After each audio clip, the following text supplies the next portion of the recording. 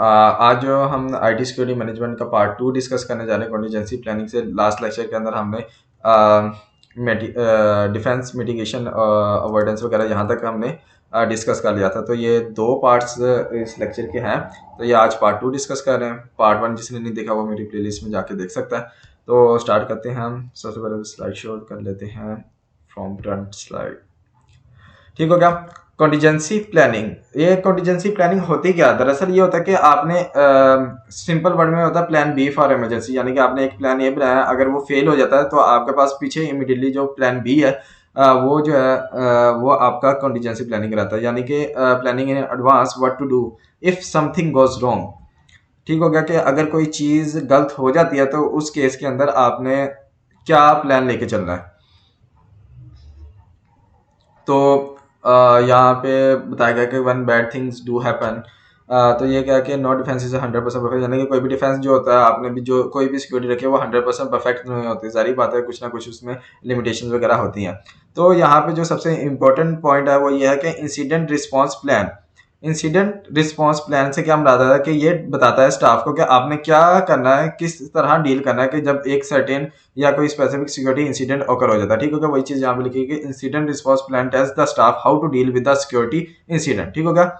तो ये इसमें आइडेंटिफिकेशन, क्लासिफिकेशन, ये सारा कुछ आ जाता है। तो इंसिडेंट ये सारी चीज़ें जो है हम इस लेक्चर के अंदर डिस्कस करेंगे आगे जाके। तो सबसे पहले आपके पास सामने आ ही गया इंसिडेंट रिस्पांस प्लान। मैंने इस लाइन में भी डिस्कस किया था इस स्लाइड में, तो ये आगे देखें वही आ गया। तो ये क्या होता था? इंसिडेंट रिस्पांस प्लान होता है दरअसल के tells the staff what to do when security incident occurs. ठीक हो गया। ये किस लिए होता है? अवॉइड पैनिक सिचुएशन से बचने के लिए, पैनिक सिचुएशन से बचने के लिए, कंफ्यूजन वगैरह से बचने के लिए हम ये चीज़ करते हैं कि ताकि आपके स्टाफ को पहले से ही पता हो। लाइक अगर आप कहेंगे अगर आग लग जाती है आपकी कंपनी में तो आपने क्या इस सूरत हाल में क्या करना है आपके स्टाफ ने, तो वो पहले से प्रिपेयर होता है। आपने ये चीज़ें पहले से प्लान की होती है। ठीक हो गया। तो यही यहाँ पे चीज़ है, और इसमें भी वही चीज़ आ जाती है कि अटैक क्लासिफाइड एज इंसिडेंट। हाँ, अटैक कब क्लासिफाइड किए जाते हैं इंसिडेंट वगैरह में? जब एक अटैक है उसको हम कब इंसिडेंट कहेंगे कि जब उसकी जो डायरेक्शन, यानी कि उसका जो एम होगा कि वो इंफॉर्मेशन एसेट्स को नुकसान पहुंचाना होगा, या रियलिस्टिक चांस ऑफ सक्सेस हो कि वो सक्सेसफुली हमारा जो है ना वो अटैक परफॉर्म, जो भी अटैक परफॉर्म किया गया वो हो जाए। और दूसरा ये कि कॉन्फिडेंशियलिटी, इंटेग्रिटी वगैरह के इन टर्म्स की टर्म्स में भी अगर कोई चीज़ अटैक कोई कर रहा है, थ्रेड है, तो वो इंसिडेंट कहलाता है। ठीक हो गया। तो अ, जो है इसके नीचे पॉइंट्स है वो इतने कोई इंपॉर्टेंट नहीं है। अब वही चीज़ जिक्र की है कि अगर एक ऑर्गेनाइजेशन है तो उसको पता होना चाहिए कि वो किस तरीके से क्विकली रिएक्ट करे correctly, instead of everyone being confused in the heat of the moment. यानी कि वही कि जब एक इंसिडेंट हो गया तो हड़बड़ी के अंदर भाईजान कोई गलत फैसला ना करे, कंफ्यूज ना हो जाए। तो इस तरह की सिचुएशन से बचने के लिए हमने जो प्लान की होती है वो सारा कुछ हमारा कॉन्टीजेंसी प्लानिंग ही होता है। और ये इंसिडेंट रिस्पॉन्स प्लानिंग, हालांकि नाम से ही पता लगा है कि एक इंसिडेंट होकर हो गया तो उसके बचने के लिए ये क्या क्या प्लानिंग वगैरह होती है, इंसिडेंट रिस्पांस प्लानिंग में आता है। ठीक हो गया। अब वही है, इसके लिए एक IRP डॉक्यूमेंट भी होता है जो कि डिफाइन करता है कि एक्शन ऑफ ईच पर्सन, यानी कि रोज के मुताबिक आपने जो रूल साइन किया, लाइक HR है उसने क्या करना है, अगर कोई गार्ड है तो उसने इस तरह के सिचुएशन में किस तरीके से डील करना है। तो ये सारा कुछ उस डॉक्यूमेंट में लिखा होता है। इंसिडेंट रिस्पांस टीम आ जाते हैं जिसमें HR, IT, लीगल्स वगैरह आ जाते हैं। डिसीजन अथॉरिटी होती है। जारी बात है कि जब इस तरह का कोई इंसिडेंट होकर हो गया तो एक कोई डिसीजन अथॉरिटी भी आपने बनाई होती है जिसने इमीडिएटली उस पर एक्शन लेना होता है कि इस तरह की क्रिटिकल सिचुएशन में क्या करना चाहिए। और कम्युनिकेशन प्लान होना चाहिए इंटरनली एक्सटर्नली एम्प्लॉयज़ और अपना पब्लिक वगैरह के दरमियान, अपना क्या कहते हैं उसको, कस्टमर के। और ये सारा कुछ ये नहीं पॉइंट्स में लिखा हुआ है। ठीक हो गया। ये कुछ इतना इंपॉर्टेंट नहीं है, बस मैंने आपको बता दे ज़माने की क्या क्या होता है इस डॉक्यूमेंट के अंदर। ठीक हो गया।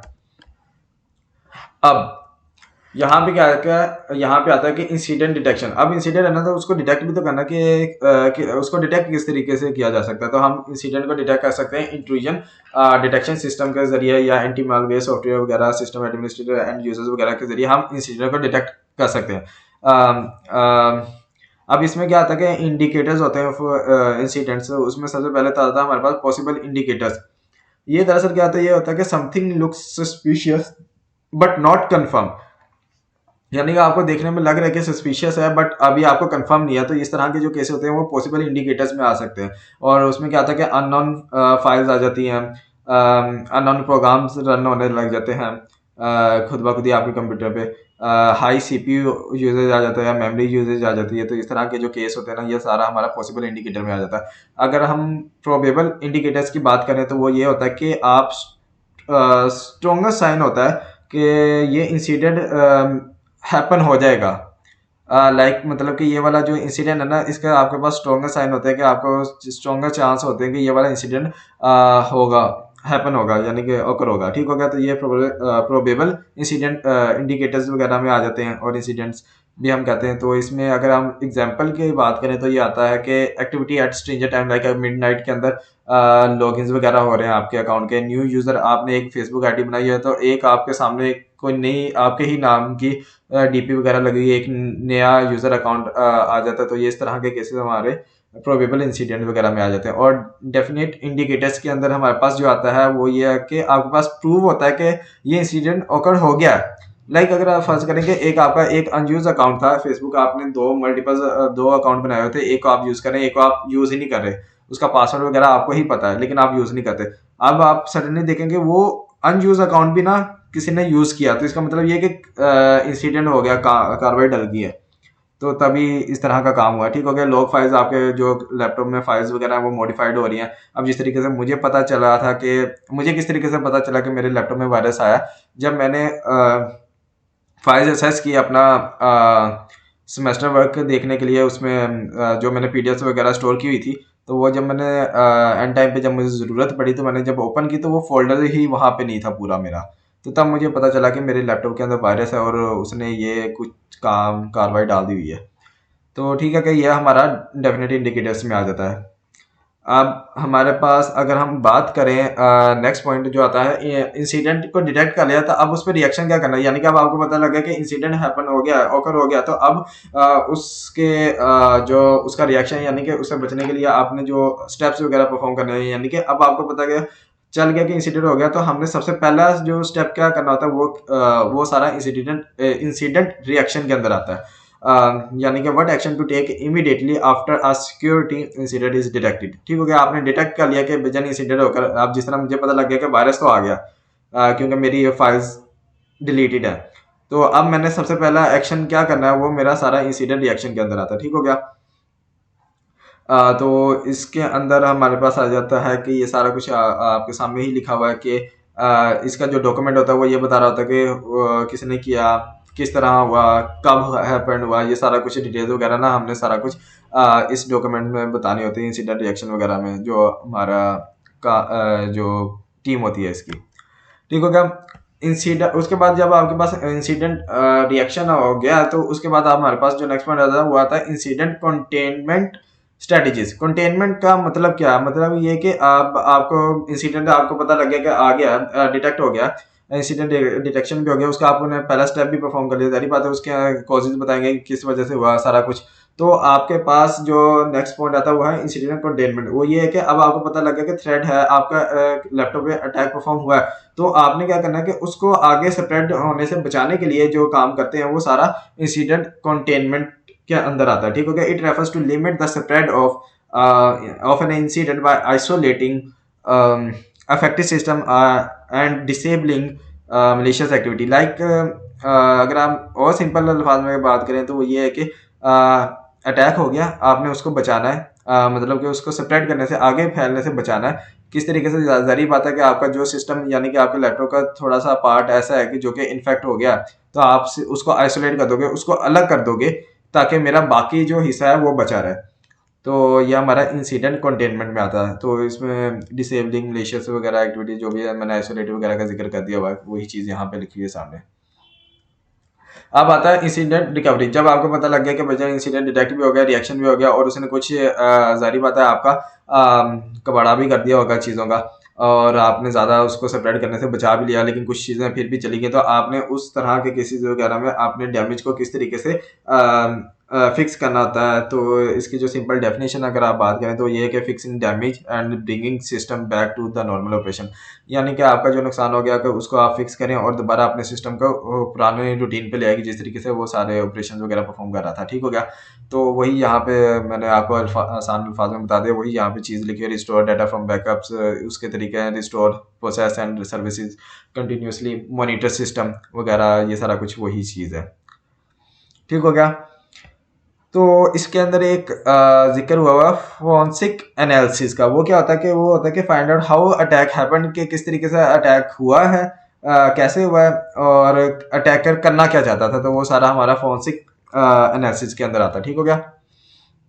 तो ये एक फिगर बना के उन्होंने दिखा दी है कि कॉन्टीजेंसी प्लानिंग टाइम लाइन होती क्या है। अब समटाइम ये होता है कि आपका ये जो इंसिडेंट वगैरह का, अभी तो मैंने सारा कुछ आपको इंसिडेंट का ही बताया था कि इंसिडेंट डिटेक्ट करते हैं, देन उसके बाद उसका इंसिडेंट रिएक्शन आ जाता है, फिर नेक्स्ट स्टेप होता है हमारे पास इंसिडेंट कंटेनमेंट आ जाते हैं, फिर उसके बाद इंसिडेंट रिकवरी आती है। ठीक हो गया। अब समटाइम ये होता है कि आपके कुछ ऐसे इंसिडेंट होते हैं जो कि आपका सेवरल लॉस कर जाते हैं, बहुत ज़्यादा आपकी कंपनी को अफेक्ट कर जाते हैं, जिसके बाद आपका पास वापस आने का जो चांस है वो बहुत कम हो जाता है। तो वो सारा किस में आ जाता है, डिजास्टर्स में आ जाता है। वो सारा यहाँ पे फिगर में बताया हुआ है और इसी चीज़ का हम अगली नेक्स्ट स्लाइड्स में डिस्कस करने जा रहे हैं।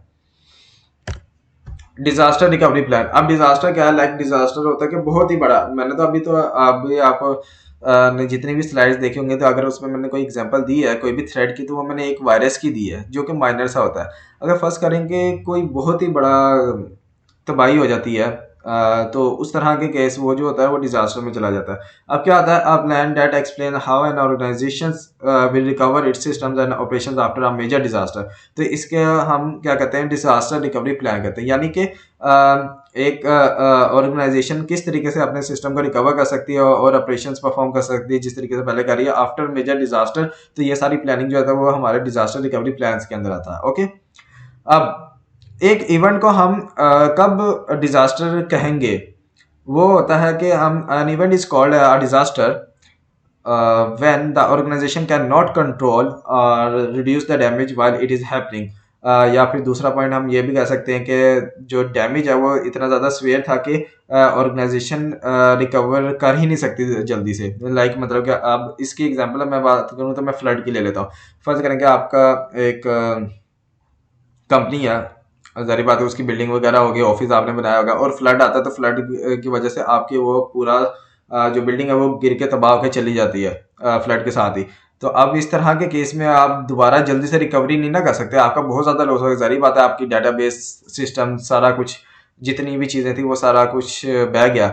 तो अब आप जल्दी से रिकवरी कैसे कर सकते हो। तो इस तरह के जो केस है वो डिजास्टर रिकवरी प्लान में आ जाता है। ठीक हो गया। तो यानी कि उसका डैमेज ही बहुत ज़्यादा था कि आपकी कंपनी जल्दी से रिकवर भी नहीं कर सकती। ठीक हो गया। ये था वही यहाँ पे डिस्कस भी किया, नेचर ऑफ द डिजास्टर सारा कुछ नेचर के उसकी नौयत पे डिपेंड करता है कि किस तरह का था, कितनी नौयत का था।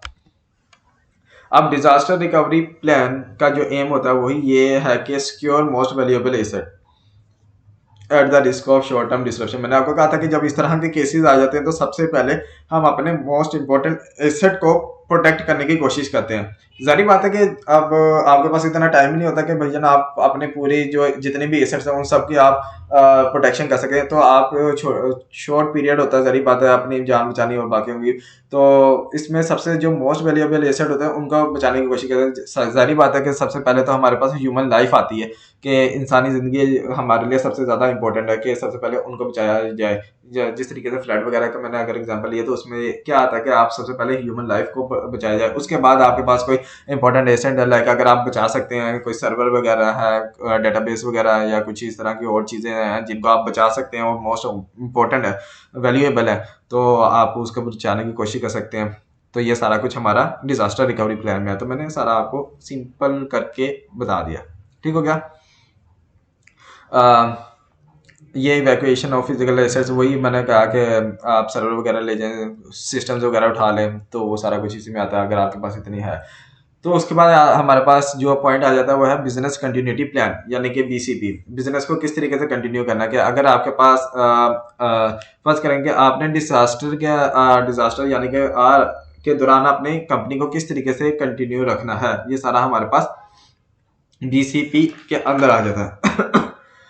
अब क्या होता है बीसीपी, अगर आप शॉर्ट इसके क्या कहते हैं एम के बारे में बात करें तो वो ये है कि to keep the business running even the main office और data center can not be use.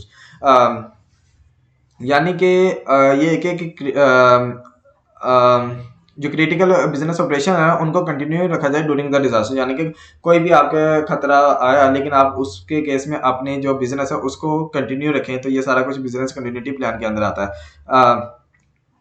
तो इसके अंदर हमारे पास क्या कंटेन हो जाता है, इसमें critical hardware software to be restored on or off side आ जाता है, रिट्रीविंग बैकअप्स आ जाते हैं, personal responsible party section like, यानी कि फर्ज करेंगे अगर जिस तरह फ्लड की ही एग्जांपल ले लेते हैं, तो फ्लड की एग्जांपल यानी कि अब आपने आपकी कंपनी उन्होंने दो ऑफिस बनाए एक ही जगह, यानी कि एक लाहौर में बनाया हुआ है एक इस्लामाबाद में बनाया हुआ। अगर फर्ज करें इस्लामाबाद में डिजास्टर इस तरह का कुछ आ जाता है, अर्थक्वेक आ गया है, तो आपकी वो वाली बिल्डिंग तबाह हो जाती थी, बट लेकिन आपके जो ऑपरेशंस वगैरह है तो वो आपका दूसरा जो है अपना ऑफिस जो लाहौर में है तो वो संभाल लेता है कि आपका बिजनेस चलता रहता है डिजास्टर में। हालांकि इस्लामाबाद वाला डिस्ट्रॉय हो गया, तो इन केस में तो वही चीज़ यहाँ पे डिस्कस की है कि आप प्राइमरी लोकेशन वगैरह रीलोकेट कर लेते हैं, री इस्टेब्लिश या relocate critical business operation during a disaster. तो ये सीन हमारा बिजनेस कंटिन्यूटी प्लान के अंदर आ जाता है। तो ये था हमारा आज का लेक्चर।